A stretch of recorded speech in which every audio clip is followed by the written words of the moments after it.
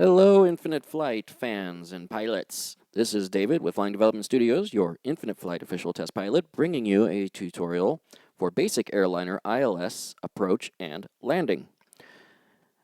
So, we're going to do this in the simplest possible way to make it easy for you, so don't fret much if it's not exactly something you think you could use in a real 737. This is just to get you practiced up and ready to do it yourself and make things as easy as possible. So, that said, we got our visibility set all the way up to the maximum, and the wind direction, velocity, gust, and turbulence all set to their minimums, which are all the way to the left, as you can see, for those.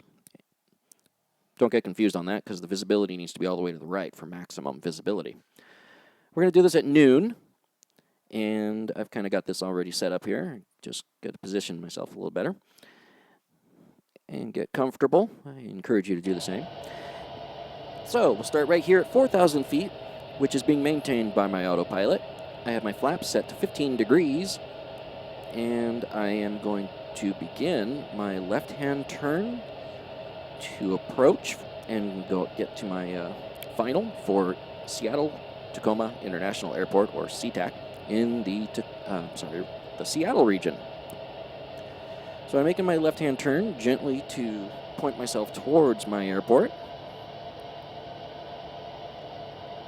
And kind of lower my altitude there a little bit from 4,000 to 3,000 and make my descent a little higher than it should be, but I just want to come down to 3,000.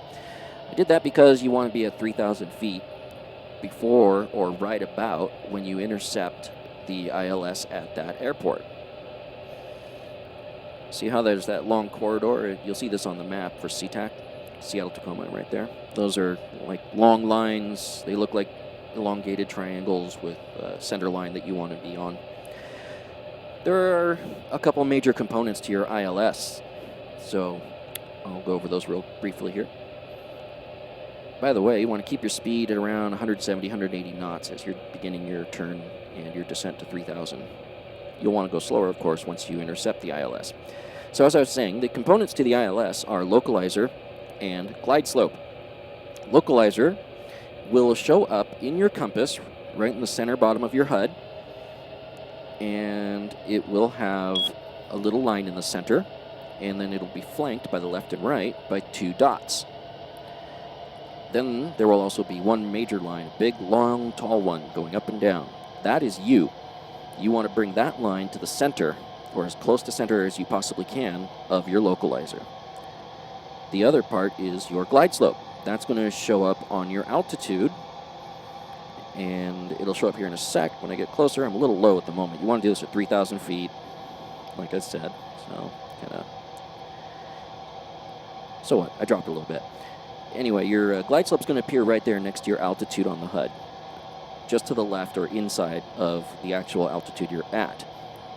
And it's going to be similar to similar to the localizer, except no big long line.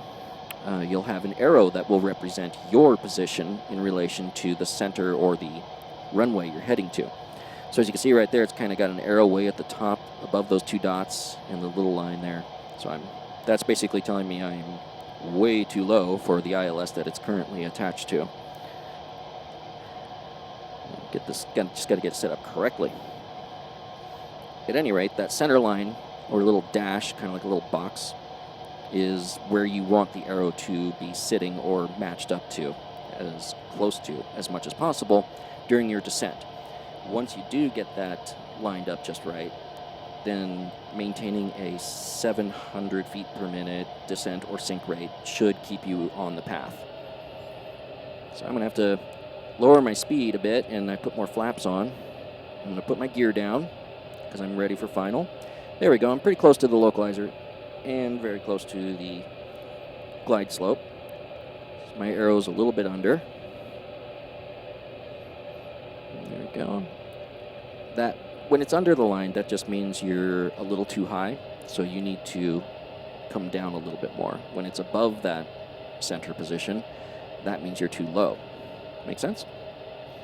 Instead of using the yoke or tilting, I'm just going to alter my descent or rate of descent by adding or removing thrust. and try and hold things as center as possible still. You really don't need, with full flaps like this, you really don't need to put a whole lot of input into turning left, right, up, down.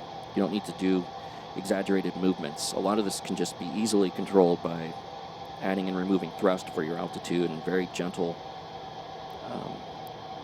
turns left and right to line up the localizer.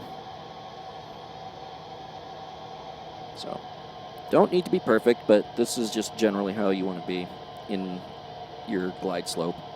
Again, I'm a little too high again, so I got to come down some more. So I'm going to get that set up. Keep this lined up a little bit more to the right. Yeah. And my vector, which is that circle in my HUD, it's underneath the center line. That is what's telling me where the aircraft will be. That's where it's going right now.